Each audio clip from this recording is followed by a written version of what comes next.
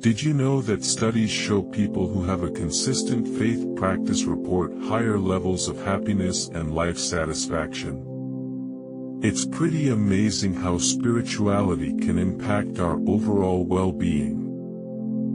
When we think about happiness, we often imagine it as a feeling or a state of being that we can attain through certain circumstances or achievements. We might think that if we just get that dream job, or move to that perfect location, or meet that special someone, we'll finally be happy. But as Christians, we know that true happiness comes from a different source altogether.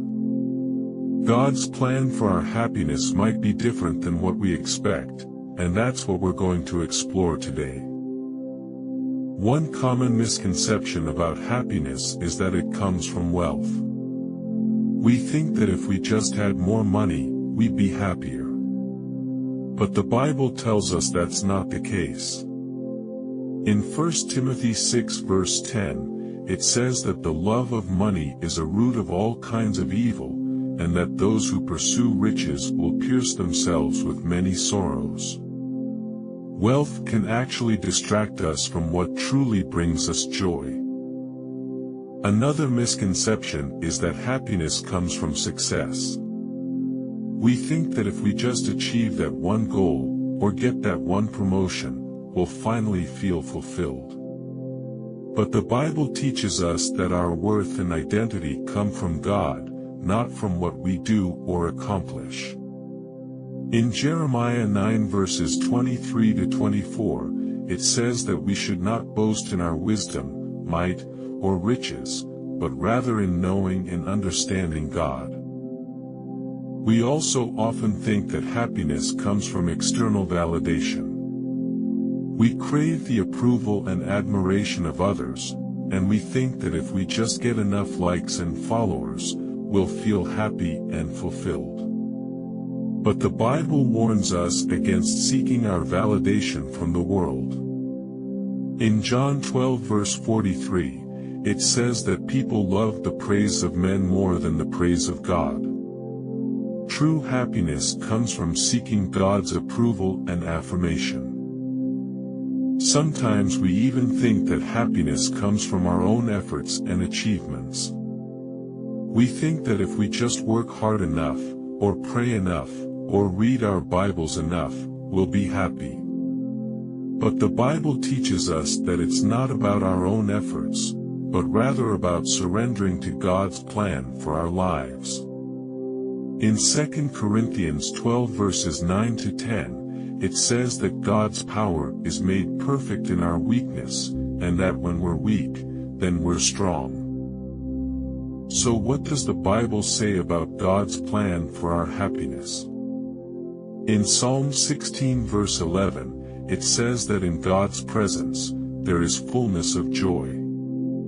In John 15 verse 11, it says that Jesus' joy may be in us, and that our joy may be full. These scriptures teach us that true happiness comes from being in a right relationship with God, and from surrendering to His will and purpose. One of the most surprising things about God's plan for our happiness is that it often involves trials and difficulties. In James 1 verses 2 to 4, it says that we should count it all joy when we face trials, because they produce perseverance, character, and hope.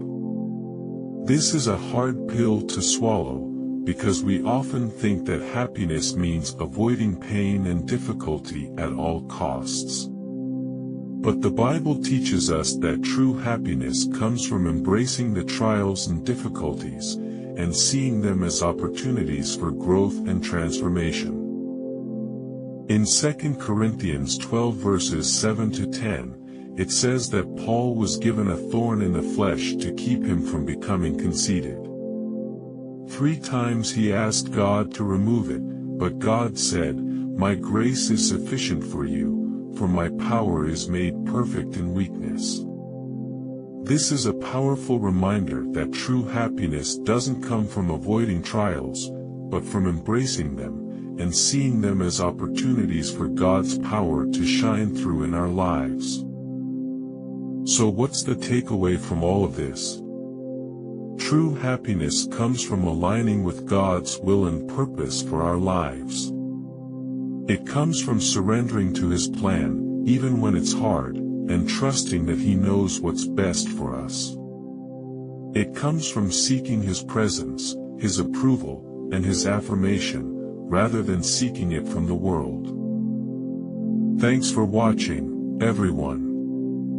If you've found happiness through faith, or if you're still searching for it, I'd love to hear from you in the comments below. And if you want to explore more devotionals on this topic, be sure to check out our next video, where we'll dive deeper into the connection between faith and happiness.